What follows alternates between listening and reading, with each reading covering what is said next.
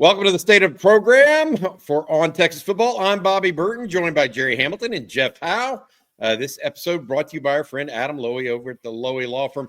Guys, it is that time of the week, State of the Program, where we try to look big picture. I think this week, it's safe to say that as far as Texas athletics is concerned, basketball, and particularly men's basketball, taking center stage now with the Longhorns on a 3-game losing skid, and it hasn't exactly been pretty with now the Longhorns hosting Kentucky over the weekend. We've got to talk about it because it's the elephant in the room, Rodney Terry's job security. Gerry and Jeff, I think that's going to be point one here. We'll talk a little bit more about football and what we are seeing behind the scenes right now as far as Steve Sarkisian's search for a new secondary coach. And more as well in this episode of State of the Program. But Gerry, let's start with the basketball team. Rodney Terry, what's going on right now, and what are the parameters really of what we think's possibly happening here? Yeah, I mean, look, after 3 quad one wins in a 4-game stretch there, seemed like they were figuring things out there, and things were starting to turn around after the rough start to SEC play. Now 3 losses, couple of ugly endings and losses to those games. Arkansas at home was not pretty. At Vanderbilt, second half was not pretty. And then last night against Alabama was the ugliest of all of them. And where it was really – it's one thing if a team comes in and makes shots against you and maybe you don't rotate, you don't have a great defensive day or night. That can happen, but you can't get out physical at the same time. And the combination of that was bad. And so now they're in must-win mode the rest of the season to get in the NCAA tournament. That doesn't mean you have to win every game, but they got to get to 8 and 10 to feel secure about being in the tournament. And then even once you're in the tournament, does Rodney Terry have to win a game? Does he have to win 2? Where are things at?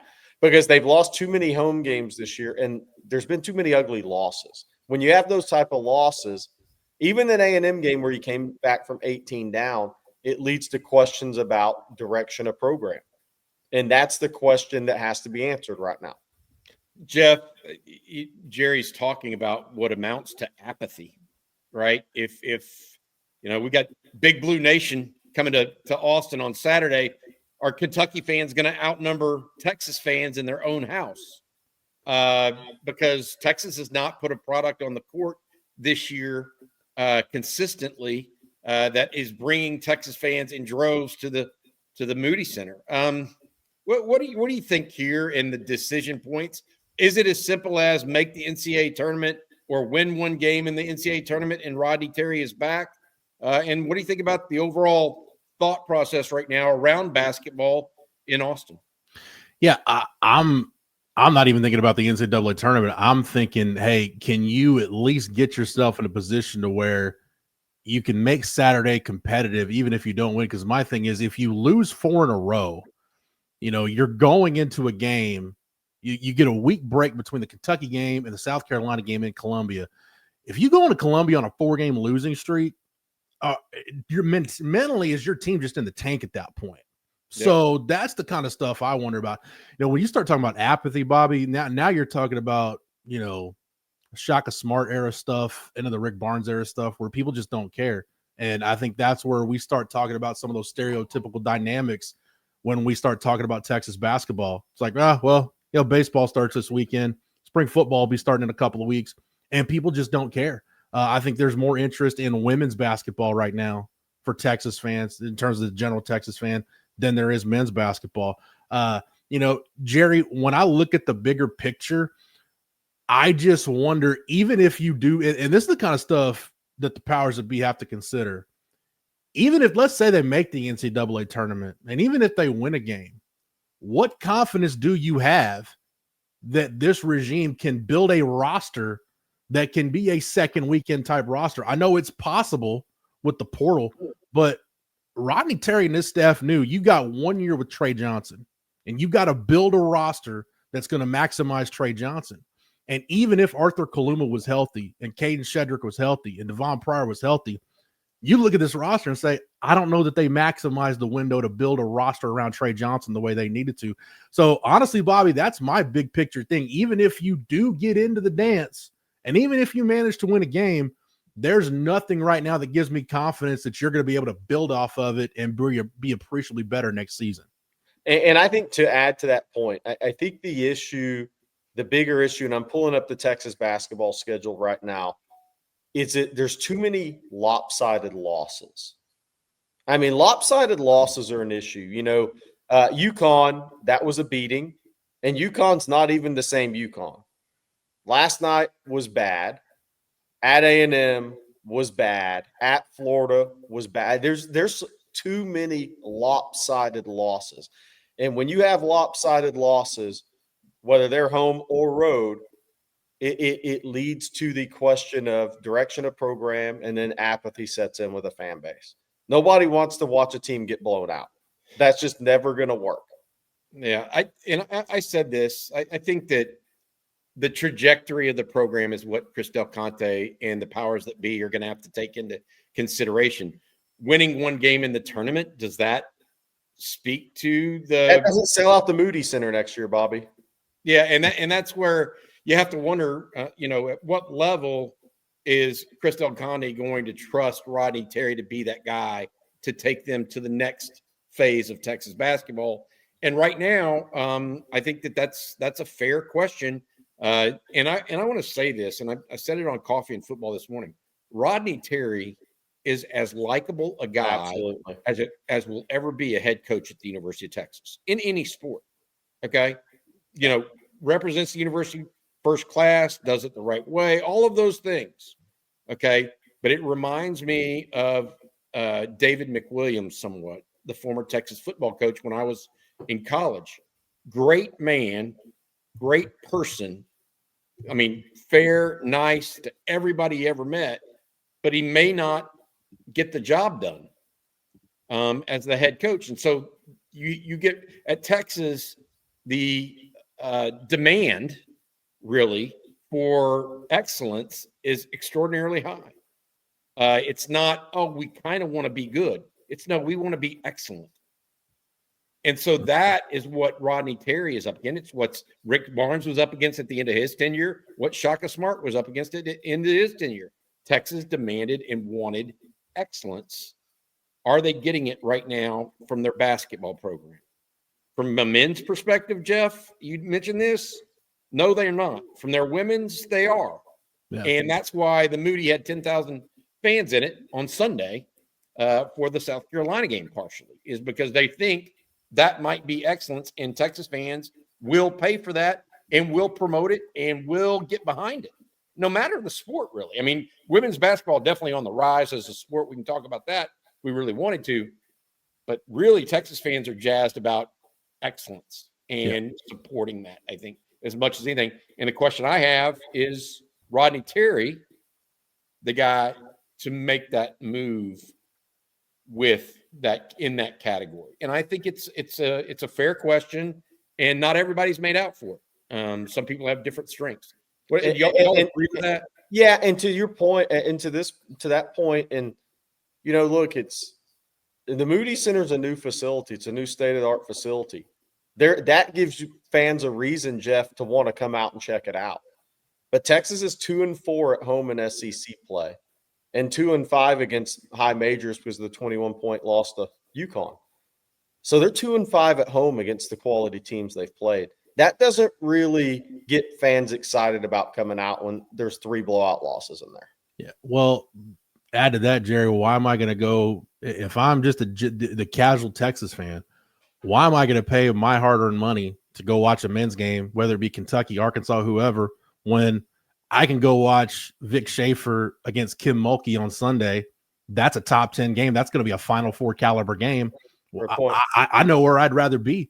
And when you talk about Vic Schaefer, look at everything else around Rodney Terry, the buzz around all the programs. We're talking about football with Sart, baseball with Schloss, Mike White in softball. They've got a national championship caliber thing going. Everything else, men's basketball is kind of the one outlier right now. So that, to me, Bobby, when you start talking about trajectory of the program and fan interest, that's what concerns me right now. And I think you bringing up David McWilliams is poignant for this reason. You won't find anybody on this planet that bleeds burnt orange more than David McWilliams, and that has as much as deep Texas ties as he does as a player, as an assistant coach, as a head coach, and even then, as strong a ties, as much love as David McWilliams had for Texas. It's like, dude, sorry. Yeah, you won a conference championship last year, but you're 5-6 this year with an offense that can't stand up against anything with the resistance tougher than wet toilet paper. You're gone. Sorry. So it's, I mean, Bobby, you had to watch those offenses. That was my introduction to Texas football. So I'm thankful when I do see good offense. But yeah, it doesn't matter. At the end of the day, it started to say how good of a person you are. If you're not getting it done and you're not putting, and there's not a butt every 15 inches, then they'll find somebody who will get it done. And I think that's what Rodney Terry's up against. And the machine, just the trajectory of the athletic department right now, it just seems like men's basketball it's the 18-wheeler, but it's that one cut tire that you got to pull over and change. I think CDC's really got to consider that at this point. I will say this. I mean, you're right about David McWilliams, first of all. And you're also right about this, that his firing came 1 year after winning a Southwest Conference championship. So, and that was by DeLoss Dodds, who's a totally different type of AD in some fashion than Chris Del Conte. I think Gerry's got a little bit of – he's on to something a little bit with butts and seats and what Chris Del Conte wants out of his basketball team. If they do, I will say that if they do hire or let Rodney Terry go, I think they got to go for an offensive coach. 100%. Because I was there when Tom Penders came to Austin as a student. And it was the end of a guy named Bob Weltlich's regime, who was a protege of Bobby Knight, who was totally defense first. And so, I mean, we were talking about 54 to 46 was a high scoring game for Bob Weltlich. Okay. And then all of a sudden, Tom Penders comes in scoring 80, 90 points a game. The fans got rejuvenated, and Texas basketball really went into the modern era, I think, at that point in time. That may be what it takes to turn the trajectory around, or put more butts in seats, at the very least. A very exciting caliber of basketball. Before we get into football here, I want to say thank you to our sponsor. That's Adam Lowy over at the Lowy Law Firm. If you've been injured in a car wreck, truck wreck, automobile accident of any kind, including an 18-wheeler or an ATV, anywhere in between, make sure you reach out to Adam and his firm at loweylawfirm.com. They'll give you a free, no strings attached consultation to see whether or not you may be due compensation. Again, it's loweylawfirm.com. Thank you, Adam, for your ongoing sponsorship of On Texas Football. All right, guys, the next piece. There's some consternation out there about when is Steve Sarkisian going to hire another DB coach? Does it matter, other than we need it to happen basically 2 weeks before the start of spring football? And spring football typically won't begin until mid-March, early March, like the 10th or so. I mean, what's the rush? Or is this just typical Steve Sarkisian plotting his moves and not necessarily being out over his skis and not trying to hire somebody too quickly? I mean, that I know we've all heard names, whether it's the Rutgers assistant, Pitt, NFL possibility, Mike Mickens at Notre Dame. All these names are possible, but it seems like Sark making sure he's doing his due diligence and making a decision that is not just for the next 2 weeks and to win the headlines, but do the better for the betterment of the team. I just continue to see him doing the right things here. Well, I would say it's not just one hire, it's multiple hires. So they have to mesh together. You know, they have to come together. I mean, Scotty Hazelton, whether it was meant to be or not, that whole secondary had a really good mesh from a coaching staff standpoint, with Johnny Nansen kind of, I think, being the voice of it all based on the practices we were at, the open practice last year. But so it's more than one hire. I think that's the other thing. It's easier to just hire one guy, but they're looking at what's he going to do? Is he going to reshuffle the entire secondary staff? How's he going to put the secondary staff together? But like you said, Bobby, I don't think anything has to be done quickly, because the other part of that is recruiting. High school kids won't start coming on campus again until spring practices. So what's the rush? You're in a dead period for recruiting right now. And again, I'll say this too. There's a lot of guys in college football, not that the buyouts necessarily matter, but March 1 is kind of the day that buyouts go down for a lot of coaches. So there's something there probably from a timing perspective as well, Jeff. Yeah, the bigger picture for me, Gerry, when you talk about the secondary coach position is as you've had coaching turnover on this defensive staff, you got to remember Pete Kwiatkowski was the next to last hire Sark made when putting his staff together. Yeah. So it ended up working out where, hey, Bo Davis and PK there, because PK's a front guy. I think we need to remember that, they ended up being productive together, but PK got to have some say in that Kenny Baker hire. He got to at least have a voice. He didn't hire Blake Gideon. He didn't hire Terry Joseph. So now you get to go back to the table. I think that's the bigger thing. Hey, if you feel like, and that's where I think we need to remember where this program's at right now. You're looking at, hey, if there's a way to upgrade things that can take us up a notch to get us over that hump from being a team that can make the semifinals to being a team that can play for and win a national championship, if you feel like there's an upgrade, Pete Kwiatkowski and Steve Sarkisian, then go ahead and make it. Like, this is the time to do it. So I'm not concerned about speed. Bobby, getting back to your original point, I'm worried about them getting it right. And if they feel like, hey, there's a certain makeup or certain guys that we need to have in these positions to get us over the hump, then go ahead and do it. Whether it takes you right up to spring ball or not, I would rather them get it right than Gerry just laid it out. There's no need to rush. Yeah, I agree. It's Sark does a good job of this in recruiting, right? Yeah. Really being diligent about not pressing for offers and commitments too quickly to where he's, like I said, out over his skis, right? He's doing it in a timely way. I want that for this too. I mean, he wants it clearly. He could have had somebody hired already if he wanted to, but that's not what he's about. All right, let's talk a little bit different here. So Gerry, Jeff and I talked with Rod Babers yesterday about the quarterback room and about what it looks like for Texas. Overriding thoughts from each of us about the QB room, one last chance.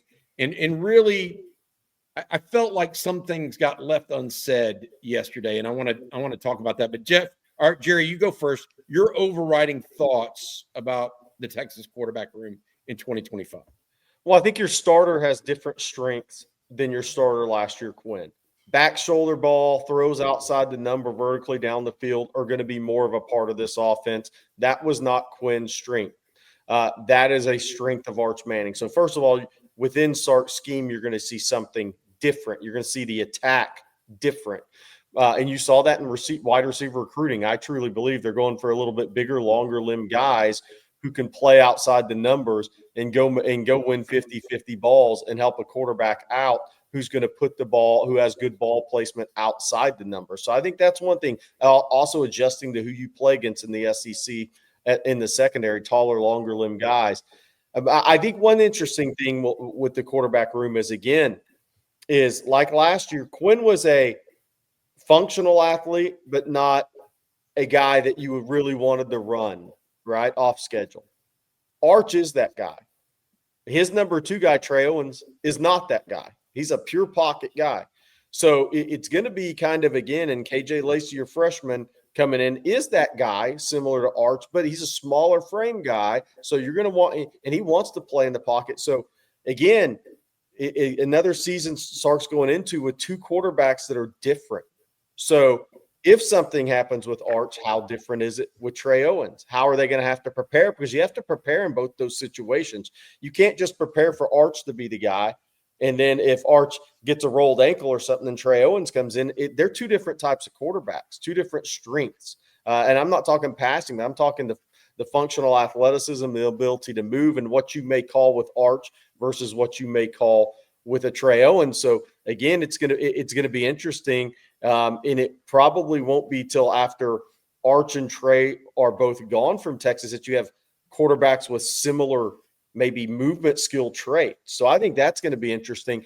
But I'll say this, Sark wants to throw it down the field. We all know he has 2 quarterbacks, 1 and 2, that also want to throw it down the field. Yes. There's a different marriage there maybe than there was with Quinn and Sark. So it's going to be interesting to see how Sark manages his want to attack vertically while also managing Arch's want to attack vertically for a young quarterback that we know deep late and late middle are losing propositions for young quarterbacks and any quarterbacks, but especially young quarterbacks, because those are normally forced throws. So how does Sark manage what he wants to do, manage what Arch wants to do, because they want to do the same things, but Sark also has to put Arch in positions where he's not forcing deep late, and late middle. Jeff, your overriding thoughts on quarterback, just briefly, if you don't mind. Yeah, the only thing that was left unsaid by me in that video that I want to bring up is not necessarily the competition between Trey Owens and KJ Lacey, but I want to see KJ Lacey, his progress through the spring, because we knew, hey, when you sign Arch Manning, you're probably going to have 2 years where you're not going to get the top quarterback on your board. You're going to have to make really good evaluations. You're going to have to take guys with really good mental makeups that understand I've got a generational talent in front of me. It could be a year or 2, maybe 3, where I've got to sit and watch and wait my turn. Now, we know that's probably not realistic that both those guys are going to do that in the portal era, but I came out of spring ball last year thinking, you know what? Trey Owens has a chance. That was a good eval. Guy had a great senior year. And in that spring game last year, even though you take spring games for what they're worth, it was like, yeah, there's something there. If we get through this, and whether we see controlled practice, spring game, whatever we see at the end, when we see KJ Lacey, if we're saying the same thing, like, yeah, he's got a chance, I can see it happening, then I'll feel like they made the most of the last 2 cycles at the most important position on the field to bridge the gap between Arch and Diabell. And Gerry, I feel like once you get to Diabell, now you're back on track to where, okay, now we feel like we can go get the top guy on our board every year post Arch. I wanted to add this too. I don't know if you guys talked about, but Sark's going to have to deal with something even he's never dealt with his resume before. It's going to be a different media coverage of his quarterback than anybody I think has ever faced in college football. And some people have kind of compared it to Tim Tebow, but we're even at a different social media day and age from Tim Tebow and a different media coverage. Sark is going to have a lot on his plate outside of game planning, scheming, AJ and him managing their quarterback room and the development of those guys. He's dealing with a different type of animal with the media coverage of Arch Manning. That's going to be different that you have to deal with within your team and your locker room. And I'm not saying it's a bad thing. It's just different. I mean, just look at the Red Bull release day on social media. Now think about what happens when, and this is all great things for the University of Texas and Texas football, when Peyton and Eli are at a spring practice, when Archie Manning's at a spring practice, when there's more media that wants to be around the Mannings and Arch Manning. And it's a different animal that he's going to have to deal with than I believe anybody in college sports has had to deal with because of where we're at in the 24-hour news cycles and social media. I don't know what you guys' thoughts on that are. I'll add to that real quick, Gerry, in the age of NIL, where, even when you had situations like, Ricky Williams, that Heisman year, everything was still at the point, and that was so long ago, everything was still at the point where your sports information department can control the flow of information, especially pre-social media. Now you're at the point where interview requests, people want Arch's time. You don't have to go through John Bianco and that crew to get that. So Sark doesn't even have that part helping him. So even if Gerry, if he were to go back to, hey, this is what it was like when, that 05 season at Southern Cal, when you had Reggie Bush and Matt Leinart, USC can still control everything. There's a lot of stuff he doesn't have control over. Yeah. So that's going to be the interesting part. How does Sark handle the stuff that he has no control over? I was going to say those USC teams also, Sark was there, so he's seen it because they were going for a three-peat national championship. So they were as covered as you can get. Sark also wasn't the head coach at that time. Yep. And that's a fundamental difference there. So the thing that I really don't feel like I emphasized enough yesterday is the need for Texas not to turn the ball over as much from the quarterback position next year. Okay. Quinn Ewers turned the ball over 17 times, 12 interceptions, 5 fumble recoveries. fumbled more than that. I think 10 fumbles overall, but 5 lost. Arch Manning next year, when I'm looking at his stats, and I said, hey, 65 to 70%, just like Quinn had his second year as a starter at Texas when he had some, something under his feet underneath him a little bit. I think Arch is kind of similarly situated in that regard because he did get his feet wet a little bit last year. Texas needs to have a quarterback that does not turn it over 17 times. And I know that is going to look bad. And when I'm sitting here talking about it, like Quinn Ewers had a bad year. Quinn Ewers turned the ball over 17 times last year. That's not good. Okay. When we talk about balls downfield, Gerry, and balls late and back shoulder and all this other stuff, I felt like Sark controlled Quinn Ewers quite a bit in 2024. I think that he's going to let the reins looser a little bit on Arch Manning and throw downfield because that's what he is. But simultaneously, he can't turn the ball over as much.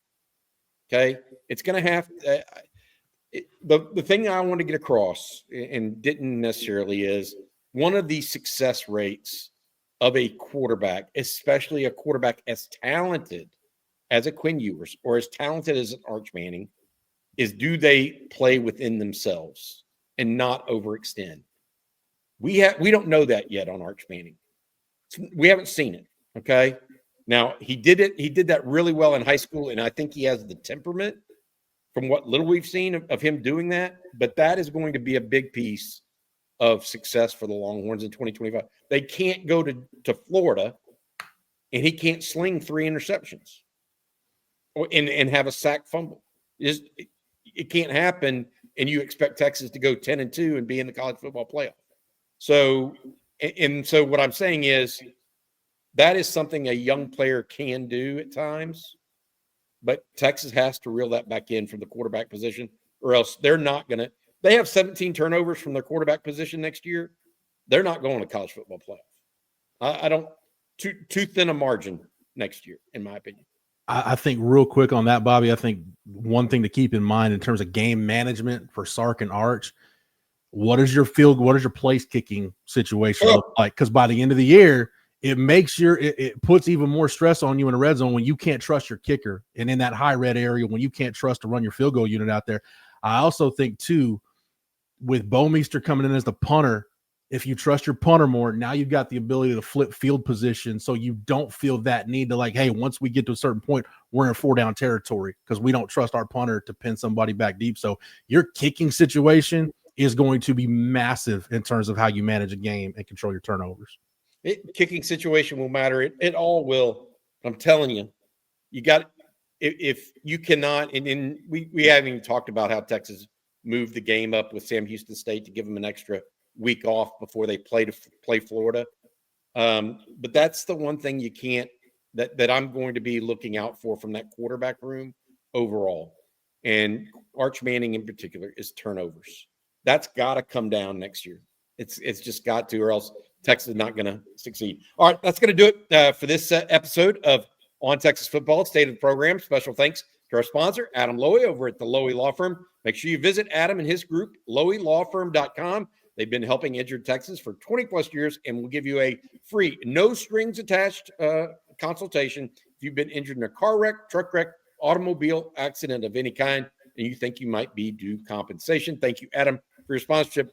Jeff and Gerry, thank you all so much as well. That's been State of the Program. Good luck to Rodney Terry on Saturday. Good luck to Vic Schaefer as his women go up to Lexington, Kentucky on Thursday as well. We'll be back with more tonight on the Longhorn live stream for Jeff and Gerry. I'm Bobby. Hook 'em.